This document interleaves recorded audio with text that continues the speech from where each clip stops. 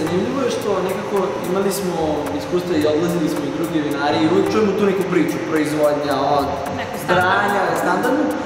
I onda tek danas kad smo čuli Vladana Nikolića kako priča o vinu, tek shvatim koliko ne znam.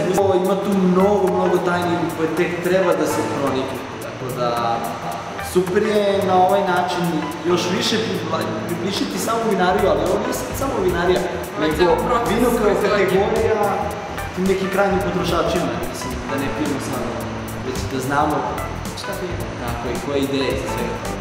Znači, meni ono čime ja, da kažem, u tom nekom mom krugu prijatelja koji vole vino, čime ja uvek se pohvalim, kažem je dobio sam poruku od vinarija Aleksandrović da imam prvi priliku da probam viziju novu ili neko novo vino, a drugi još ne znaju šta je to. Zovite me češće.